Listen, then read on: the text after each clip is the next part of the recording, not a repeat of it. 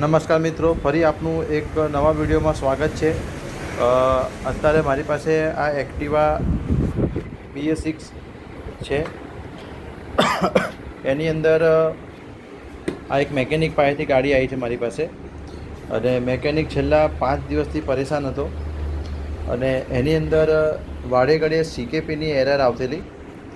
બરાબર, CKPની એરર આવવાનું કારણ મેઇન હતું કે આની અંદર બહુ જ માટી હતી, માટીના કારણે CKPની એરર આવતેલી।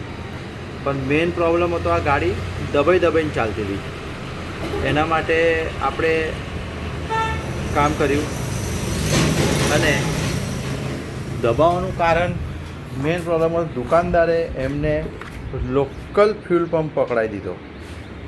તમે જોઈ શકો છો આ કઈ કંપનીનો છે, બરાબર। એ કંપનીનો લોકલ ફ્યુલ પંપ આપી દીધો, અને આ મેકેનિક એટલો બધો પરેશાન થયો કે એની કોઈ સીમા નહીં, બરાબર।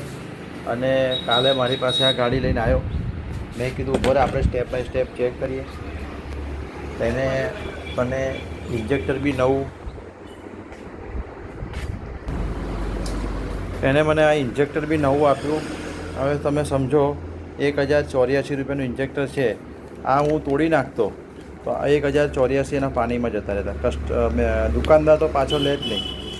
તો આ વિડીયો બનાવવાનો હેતુ એ છે કે આપ સૌને મારી એક રિક્વેસ્ટ છે કે બને તે લગીને ઓરિજિનલ સામાન નાખો।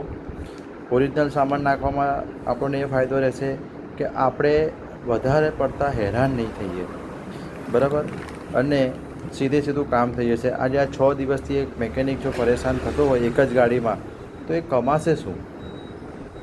તો મારો વિડીયો બનાવવાનો હેતુ આ છે, અને તમને મારો વિડીયો ગમે તો આપ સૌ એક અંગૂઠો બતાવજો।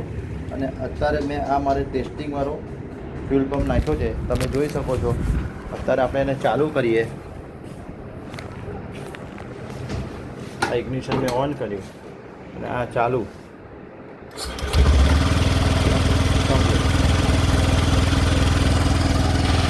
મારા બધા વિડીયો પ્રૂફવાળા હોય છે।